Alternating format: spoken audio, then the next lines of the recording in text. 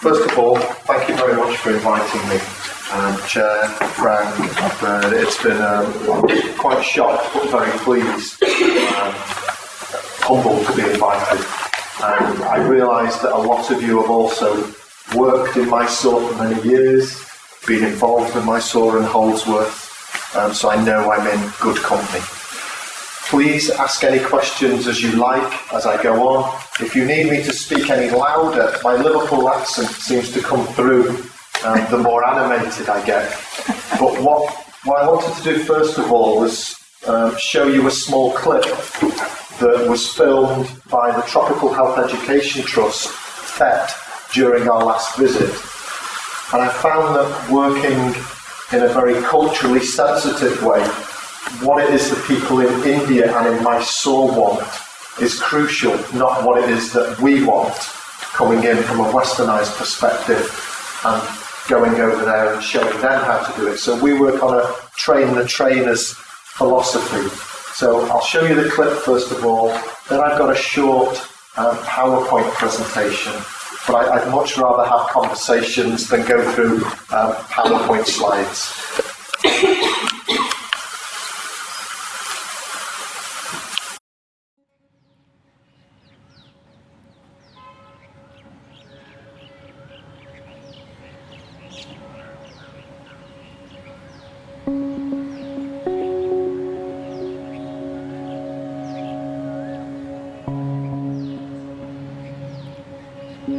ಆಮೇಲೆ ನೋಡ್ಕೊಂಡು ಇದಾದಮೇಲೆ ನಂದು ಇನ್ಸಿಡೆಂಟ್ ಆದಾಗ ನಂದು ಹಳೆ ಮನೆ ಅದು ಡೆಮಾಲಿಷ್ ಆಗಿದೆ.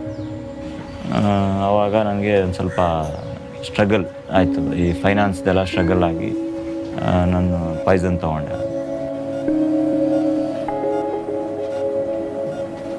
ಇನ್ನು ಇದು ಸರಿ ಇಲ್ಲ, ಇದು ತಪ್ಪು ಅಂತ ಗೊತ್ತು, ಆದ್ರೂ ಹಿಂಸೆ ತಡೆಯೋಕ್ಕಾಗಲಿಲ್ಲ. ಮೈಂಡ್ ಎಲ್ಲ ಅಪ್ಸೆಟ್ ಆಗ್ಬಿಡ್ತು. Nobody could help, nobody will come.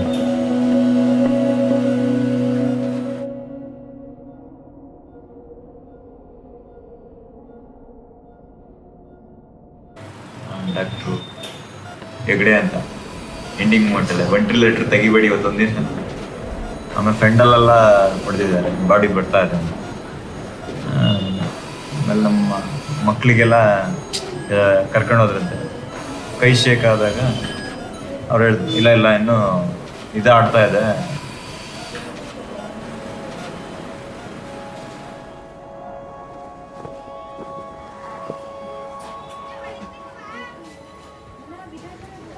Mentally we are upset after discharging. ಮುಂಚೆಗಿಂತ ಏನಿತ್ತು, ನಮ್ಮ ಜಸ್ಟ್ ಪಾಯ್ಸನ್ ತೊಗೊಳಕ್ಕಿಂತ ಮುಂಚೆ ಆ ಥರದಕ್ಕಿಂತ ಜಾಸ್ತಿ ಆಗಿದೆ. So I slowly I start, because I go circle all the people's ಅವಮಾನ, ಬೌಂಡ್ರಿ ಎಲ್ಲ ಒಂಥರ ಹಿಂಸೆ ಚುಚ್ಚಿ ಮಾತಾಡ್ತಾಯಿದ್ರು. ಏನು ಅವಾಗ ಜೋರಾಗಿದ್ದ, ಇವಾಗ ಟೀಗ್ ಕೊಡೋಕ್ಕೂ ಕಾಸಿಲ್ಲ. ಕೃಷ್ಣ ಅವರು ತುಂಬ ಹೆಲ್ಪ್ ಮಾಡೋದು, ಬಂದು ಮಾತಾಡಿಸ್ಕೊಳ್ಳೋದು after discharging.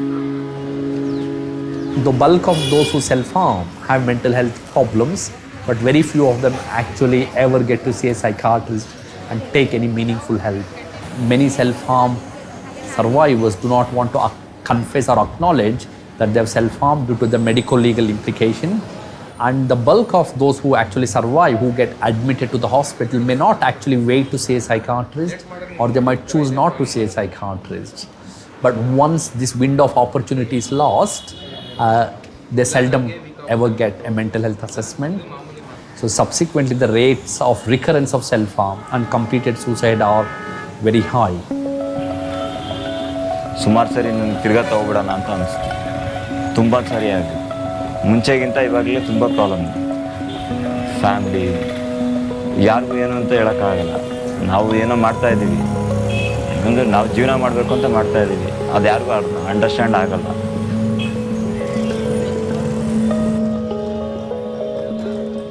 With us receiving the THET grant, which gave us an opportunity to identify the ones who are at high risk of self-harm, we revisited Govindraj's case and we called him back for another assessment. It was clear Govindraj is one who we felt was at very high risk of committing suicide. So during our engagement with him, we commenced him on an antidepressant. We had to look into the psychosocial issues to do with his sleep, the stress management strategies, and also work with his family regarding kind of helping them understand that he needs a lot more support.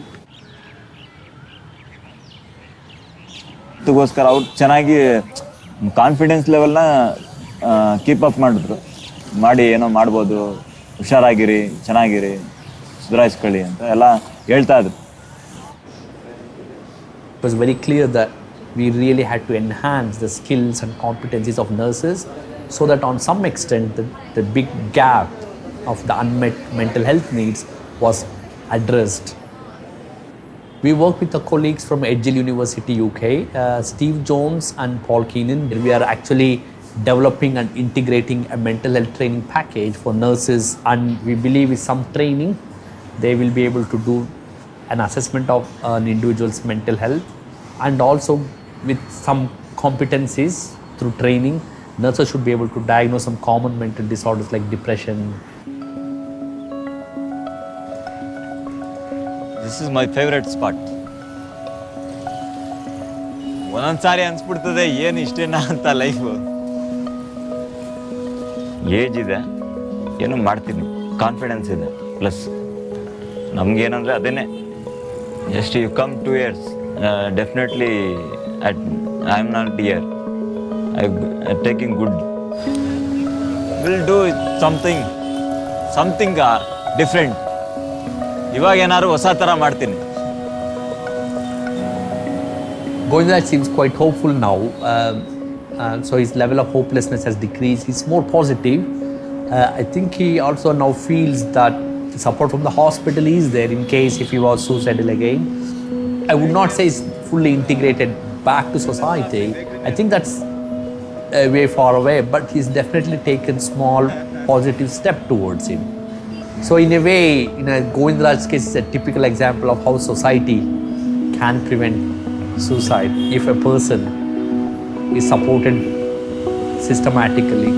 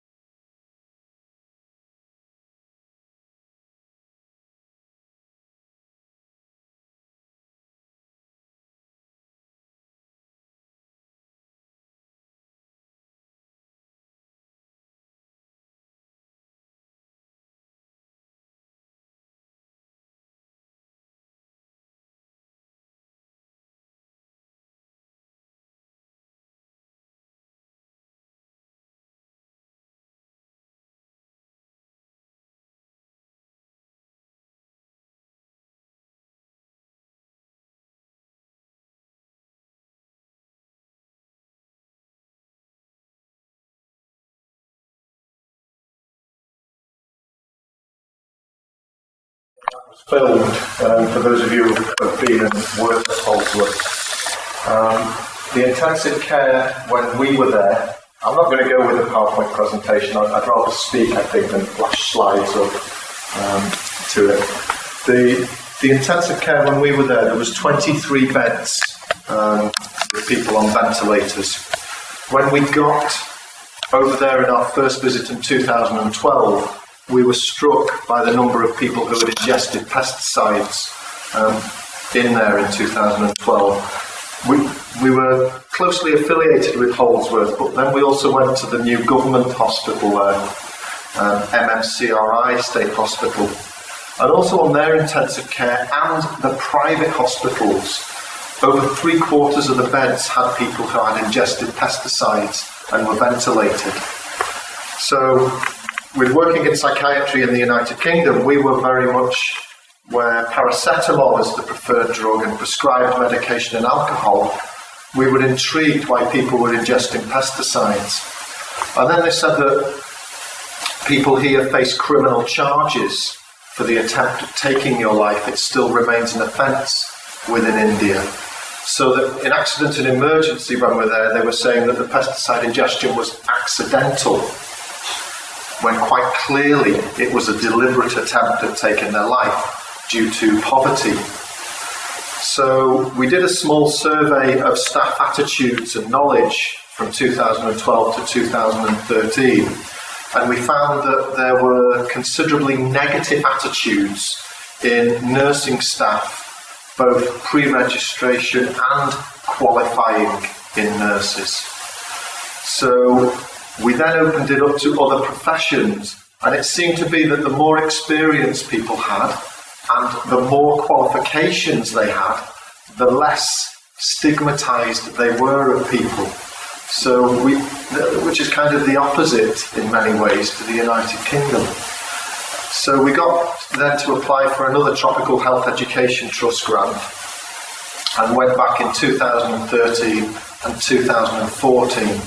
And we looked at setting up an initiative that trains staff to work with people who have attempted to take their lives. Now, we didn't realise that the internet access was also quite poor in India, and communicating with people was quite poor electronically. So all our systems were paper-based. And what we wanted to do was train the trainers. And thankfully, Dr. Karat, the hospital director at Holdsworth, was also very passionate about this. He was trying to still work in orthopaedics and children's, which was where his interest area was. And whilst we were there, we became fascinated in lots of other areas of work. And I think in many ways we're overwhelmed by the sheer scale of the projects that we could have been involved in. But we had to stay focused on our work on suicide and deliberate self-harm. We intervened with nurses, general hospital nurses, within Holdsworth and within 2 other hospitals within Mysore, because we thought that was a good place to start.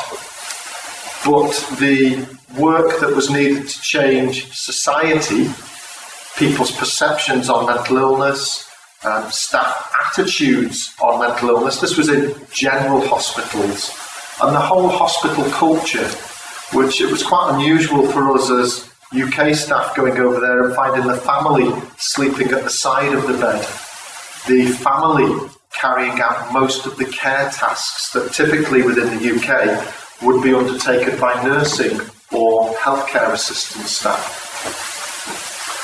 So we need to look at work at preventative levels before hospital admission. We're working quite comfortably now within the hospital care and treatment. But like when you start any intervention, you then think, what's going to then come on to the community levels of support? And you see my colleague Murali Krishna, who's working there. And last time when I went there, I said, Murali, how many patients do you have? And he goes, anywhere between 2 to 2,500 that he sees as outpatients.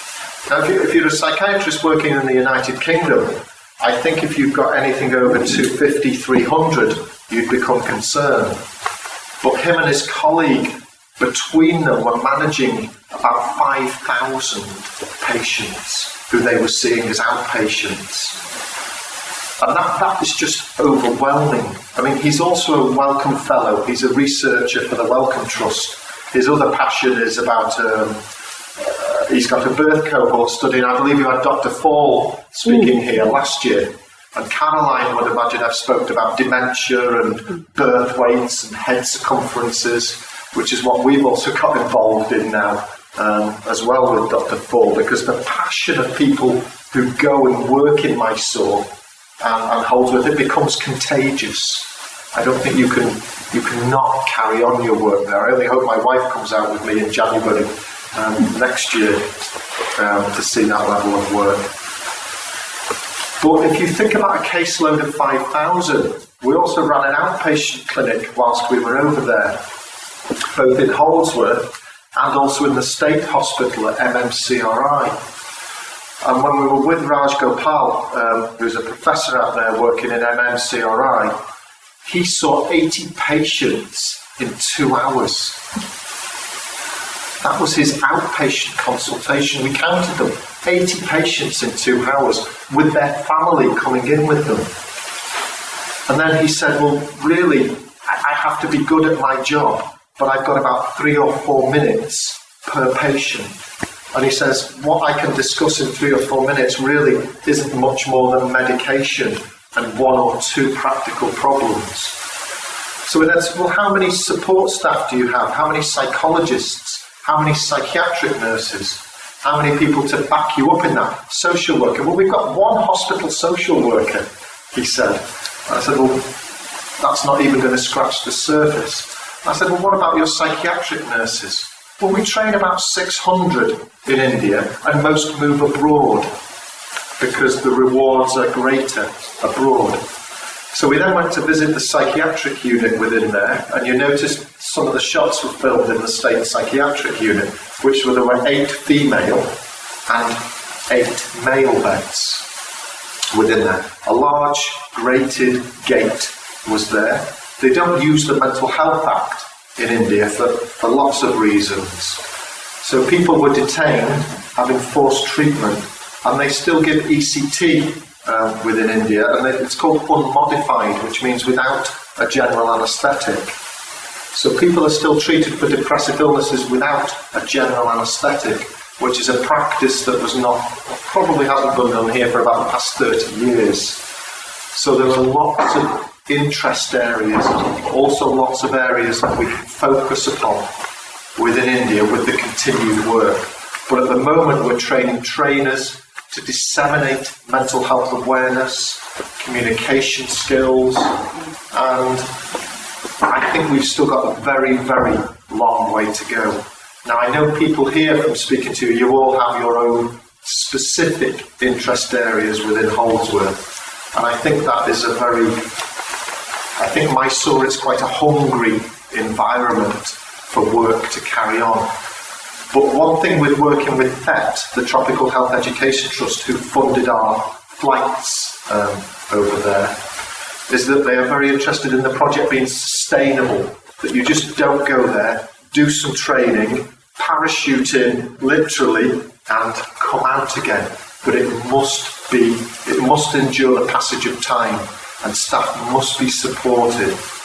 And what THET found is that when they provided equipment to hospitals, not just in India but throughout the world, that the equipment would maybe last 12, 18 months. And then when you go back a year or 2 later, they say, oh yes, and here's the equipment that's been sent from America.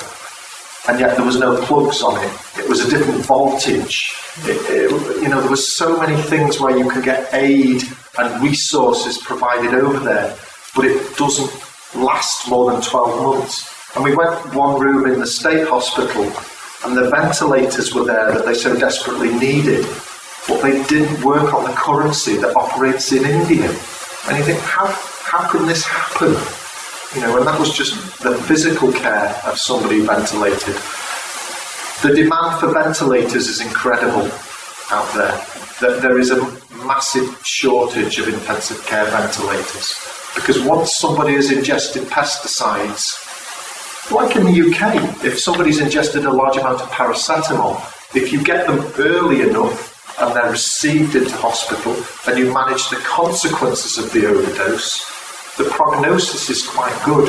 96% survive significant pesticide ingestions. But you'd say that's great. But if 96% of the people survive it, and the problem they have taken it for is due to poverty and cost, and then you come out with a hospital bill, it only adds to the severity of the problem. So once you start working on an intervention, it's almost like what's either side of it that we also have to look at. And that's the next stage, what happens either side of it. Because community care, Murali Krishna works with 2 other community nurses who do visits. And that's for the caseload of 2,500 from Holdsworth alone. And he works with a part-time other psychiatrist who you saw there. And he's saying it would be great to have psychiatric nurses. It would be great to have social worker. It would be great to have more community nurses.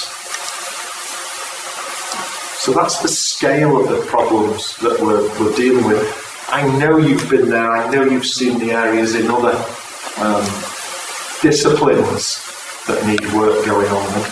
But this is our passion area that we work with and will continue to work with year on year. And my last closing points with it is we worked there and we were on our way home in Bangalore, and we met with one of the professors in Bangalore, and he said alcohol and cannabis are significant problems in inner city areas, but also rural India. And I would know it as hooch, you might know it as bootleg alcohol, illicit alcohol, whatever, but that's a massive problem out there as well. And we know in the United Kingdom, most people who attempt to take their lives do it usually under the influence of some prescribed medication, some not so prescribed or illicit medication, and with alcohol being a feature in there. So once you scratch at the surface, you start to see lots of other issues.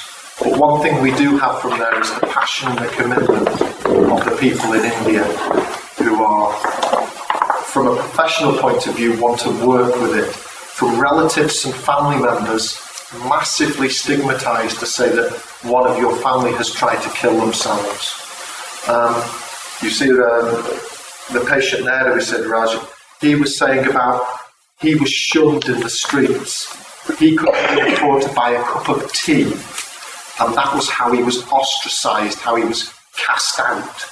And it's taken him 2.5 years to get back to the place where he was before the suicide attempt. And you know, there's something, one thing he said to me which struck me was, people looked down on me because I couldn't even afford a cup of tea on the street. And you will all have your stories about things you've heard that strike a chord with you. And certain patients do that. But you think about access to pesticides, you think about poverty, you think about it's any social class. We looked out from our hotel on our first visit, and a couple had set themselves on fire, immolation, in the train station in Mysore, where we went there. They'd set themselves on fire because their family would not allow them to marry, because they were from different cultures, different castes and different religions. I just think that's so tragic.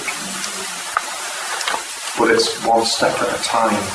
And we have to also keep reining ourselves back in and saying, take it one step, make it work, make it effective, go on to the next. So training nurses was the first step of many. And I think that's better than going through PowerPoint slides with you with pictures on. I will make the PowerPoint slides available to it. Do you have any questions? Anything I've raised that's worrying, concerning? Do you have a finite time when you carry out the project, or is how flexible is that? We got the grant for 2 years. We applied for it. We applied for a start-up grant, which was for £5,000 in 2012. We then got a follow-up grant from THET, which was for £24,000 for over 2 years. And that basically is flights, transport. We bought 2 laptops for the staff to collect the data with. We bought them dongles so that they could access the internet. We now know what a dongle is, which we didn't know till we got there. So that's for a 2-year period. We don't take staff costs off us. Money, what we do is give it to our Indian colleagues, who then employ staff to work with the project, and that's about data gathering and surveys. We've already started writing our next grant application for next year, which is for a larger one. University give their time, allow us to go free. So the university are giving their time and their staff and are very supportive. But it seems to be grant after grant after grant. But I think we'd go back there even. Yeah, it was. It's humbling, but I'm sure you found when you've been there or you've seen there, you've spoke to people. I mean, I wanted to meet Frank, and I read your book in 2012.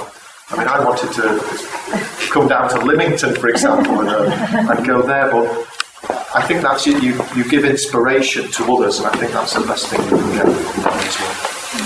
I took my daughter there, and she had a wonderful time, but came back exhausted.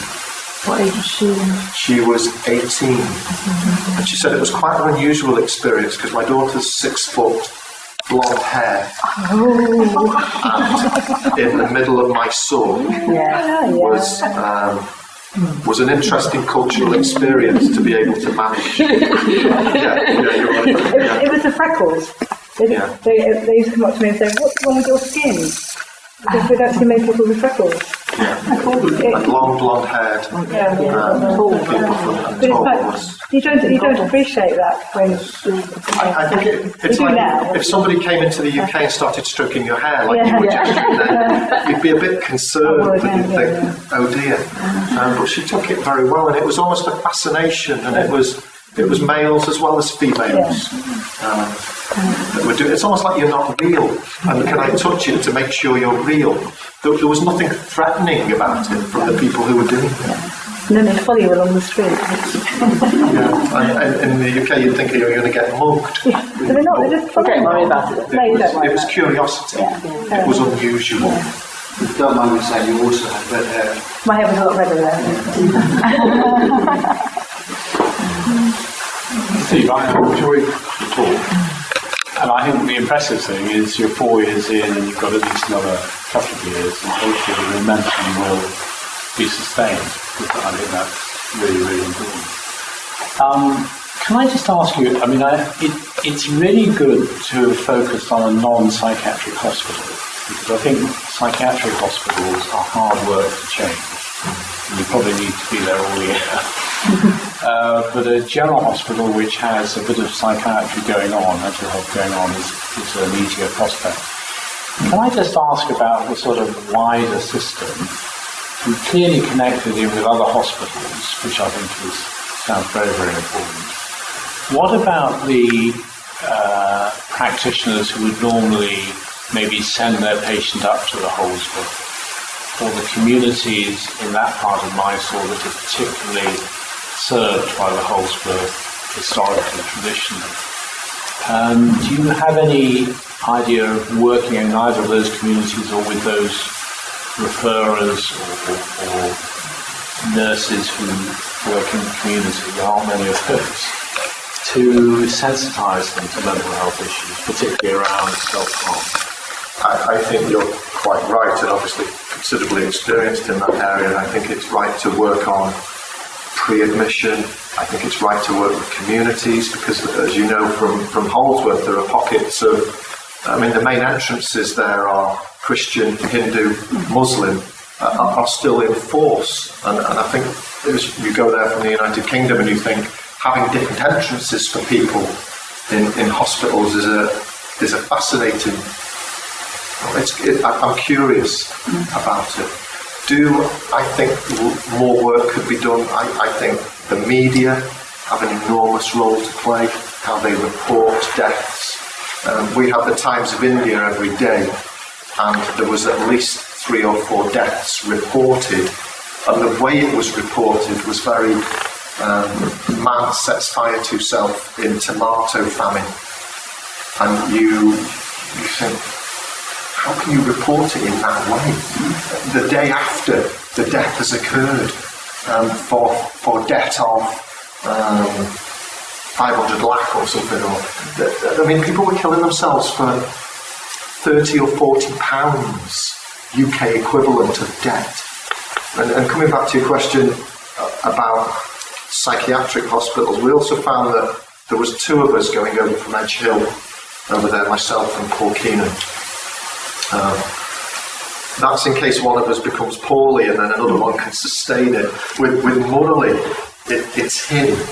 And we have a real risk of it's a very small group of people. I mean, in many ways, that's why I contacted Nick about 24 months ago, because we're interested in people who have like-minded projects that can make the project sustainable between 1 or 2 key individuals.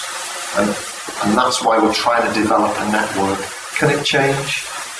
Slowly, very slowly. The answer is always get more staff, have more training, but I think it's a lot deeper than that.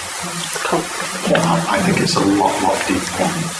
And one thing when I see lots of patients, Arrow Park Hospital I used to work at in Merseyside, and we had lots of family members coming in saying, why can't you section him? He must be mad because he's tried to kill himself. And it was, it's always that debate about, sometimes people see suicide as a way out because of life is so miserable for them. It doesn't have to be that there's a mental illness generating that attempt.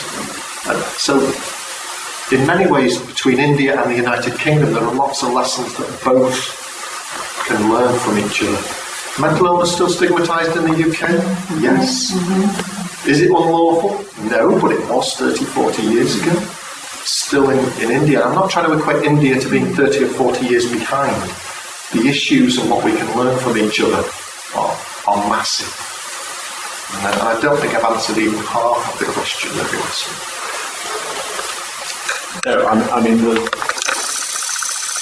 where mental health differs from, say, a dodgy appendix is that actually to manage mental health problems you have to work at multiple levels, from the community right through to the highly specialist people at the top of the pyramid. And I think that's an inherent difficulty, whereas surgery, I think, you just need a referral pathway and that's it. But because of the level of stigma and the difficulty engaging people in treatment, because very often the sickest people are the most difficult to engage. And so you have to provide services and as accessible a way as possible, even if it means at a street corner or to crossroads. I think you have to be as creative as that. I think it might be, and I think you're alluding to going out and working in a community way with visits and bringing down the walls or the stigma of an institution as well. I think there's always stigma with going into psychiatric units worldwide, no matter where you go. India was an example. The pesticides being the predominant method for trying to commit suicide, is that because most of the people are getting them because they're rural, or is it just as easy in the city to get hold of pesticides? My thoughts on it are that it's available and it's in every household and it's an effective way of ending your life. I've looked after people who have tried it in the United Kingdom, and some have accidentally ingested antifreeze for example, with people who kept large quantities in Coke bottles. And my guess is you'll be thinking of your pesticides when you were in India and where you kept them, and they were widely available, cheap, accessible, and culturally it was a good way of ending your life. And I think it's to do with availability. Like with paracetamol packaging in the UK, prior to the legislation, we used to be able to buy a bottle of 500. You now have those dreaded blister packs that your migraine has got worse by the time you've got into them. And the philosophy behind it is to enable you to reflect, to lose the will to ingest.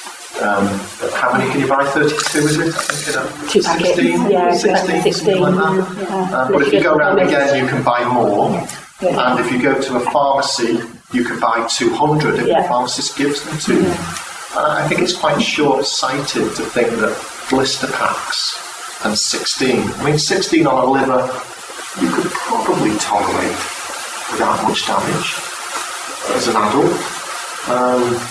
2 packs, you're starting to struggle and you think, I've got to get some protective medication in quite quickly. I think it's availability, I think it's cost. Farmers in rural populations are a particular risk group, but so are people in inner city areas who also ingest pesticides. And the latest evidence is saying it's not just farmers, it's the inner city ones. And the tomato problems in India, the price of a ton of tomatoes, was it was cheaper for the farmers to actually tread them and waste them than try and get them to market. I think it was 6 rupees a pound, I think. And there are 100 rupees to a pound. 0.0099 rupees. 1 rupee is 0.0099 of a pound. Yeah. So not even penny. Yeah. Almost. So you start looking at pesticides, but then you think poverty, relationships, love failure, as they called it in the evidence, was love failure, dowry, not living up to my parents' expectations. So suicide rates went up prior to their exams. I've forgotten the stage, but it was around about the age of 14. I've forgotten what year or what stage it is in India. But come May, the 14 and 15-year-old suicides would rise prior to exam failure. And what's the ratio between male and female as well? You showed 2 male examples in the clips. Within the UK, males successfully kill themselves more than females, and it's about 1 to 4. The ratio between UK and India in relation to females killing themselves is quite even, male-female. So is it 50-50 that try, or is it just that men are more successful, or more? It gets fascinating because if you start looking at statistics, females in the United Kingdom self-harm more than males in an attempt not to die and to release stress and to relieve pain and cut. Males successfully kill themselves, but we like more violent methods of death, such as jumping from a height or shooting, and this is a great subject for a Sunday afternoon. It's a very light subject to drive home with. But within India, success rates seem to be male-female equal. Oh, I see. So success rates are equal, but attempts are also... Attempts seem to be equal as well, but we're trying to get some local data. We've interviewed 1,500. I mean, you talk about studies and academics get excited when you start talking about research. I mean, but Murali there is his colleague Raj Gopal, who's a professor.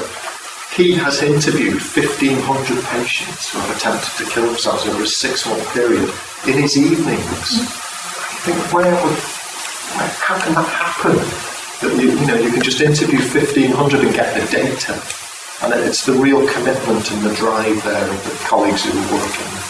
If it starts with young teenagers worried about their studies, generation at work, that's the age. But absolutely. Yeah. But if you think about the UK and the problems we've had giving advice in schools around other areas. And you know what areas I'm talking about. Yeah. And then you think about doing those areas within Indian school populations. So we've spoke to a couple of psychologists out there who are also interested in this area, working with under 16s. But equally, it's the attitudes of the parents that are the target audience to somehow. How do you teach parents to raise their children and to talk about pressure, to handle stress, to getting a job and well paid, and your qualifications are absolutely a way of getting out of poverty, is my take on India. And the amount of pressure to succeed for boys to become engineers. I mean, when we were driving from Bangalore to Mysore, the amount of engineering colleges was there. And for females, again, it opens up gender divides, because the jobs were geared towards males. And what do the females do? Look at your husband. Is it, you know, a lot of Indians come over here, and I work with a lot at the hospital, and but their children were born in India, and a lot of these children go back to India to live, and then they come back again in their teens. I'm wondering if it's going to affect, if the pressure's going to be on them. It's going to be, because they're going to have two ways of living, aren't they? They're going to have the Western way and the Eastern way. It's going to be interesting to see how psychologically they're going to be come out. Can they adjust? Can they adjust? When you've been brought up in your teens? Because I already see it in some of them. Oh my, so-and-so's got to go to university. They might not be the brightest bunch at all. They've got rubbish A-level results, but they will go to university. And if you suggest anything else to them, no, university's the only way they're going. And you're just wondering what sort of, these girls are living in the West, and so you're just wondering whether it's going to sort of happen in this country, that some of these Indian children will have the same effect. As bad as it is. Because the pressure is enormous. It would be tragic, and it made me reflect on my daughters. Where you can see GCSEs and A-levels. Well, that's the age group thing, isn't it? Yeah. And you think, no, hang on a minute, they're equally as a well-rounded individual, personality-wise. Thankfully, my daughters have taken after my wife and not my personality, which is a blessing. But, it's about being a rounded individual. You do worry with the culture. You do worry with their culture, then. Culturally, there was a lot of emphasis on education. It's horrendous. I think I have to say, I wonder if stress is actually recognised at all by those who are the parents and so on. But it's a disease in a way. But is stress as such being recognised, let alone being handled? Well, I think Nick gave an example of an appendix and it being tangible and treatable and a physical entity. Is it culturally acceptable to say that you're stressed and depressed and anxious? Maybe less so, I think, in an Indian culture. But I think it's still pretty taboo in a Western. I had a boss once who didn't recognise the stress his staff were getting. That's just a very simple example. They were all under great pressure, but he wouldn't recognise it as such. Because psychological pressures don't equate to a physical illness, when in fact they can be equally, if not more so, disabling. But I would say that coming from psychiatry.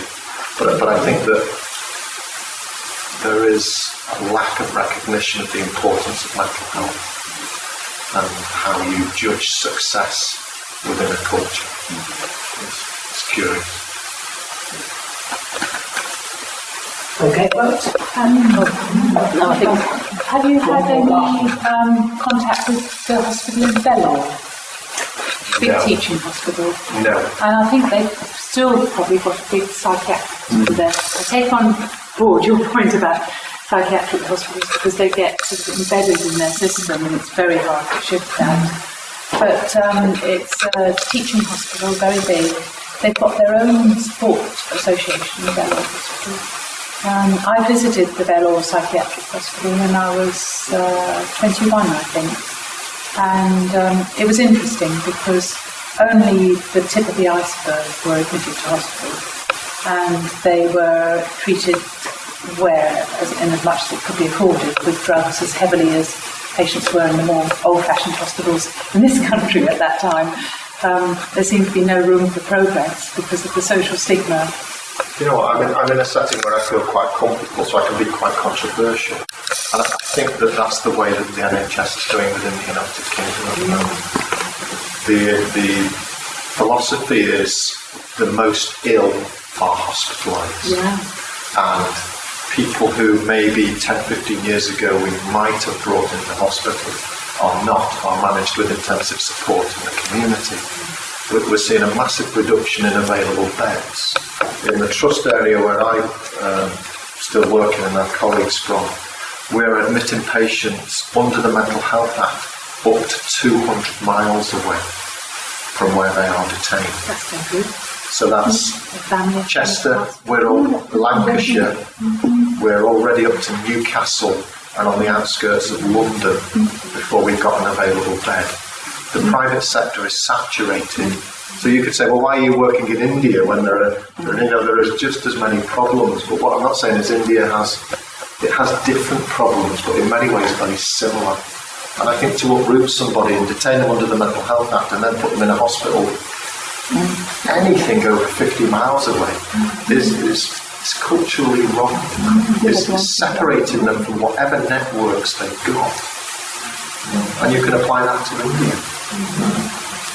Cornwall's the longest we've sent one to.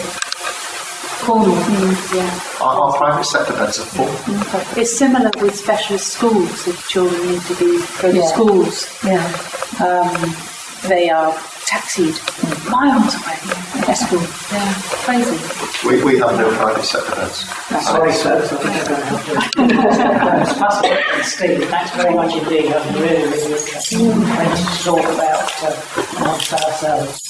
I'm more than happy to get involved with anything that you come up with. I've given my email quite widely, but I'm sure. I've got Steve's email. So just to get in touch with you. Thanks very much indeed for coming in that long way. Steve and his wife have got to drive back now to Chester, so I think we'll let them go and hope that the fog doesn't come down. So thanks again, Steve.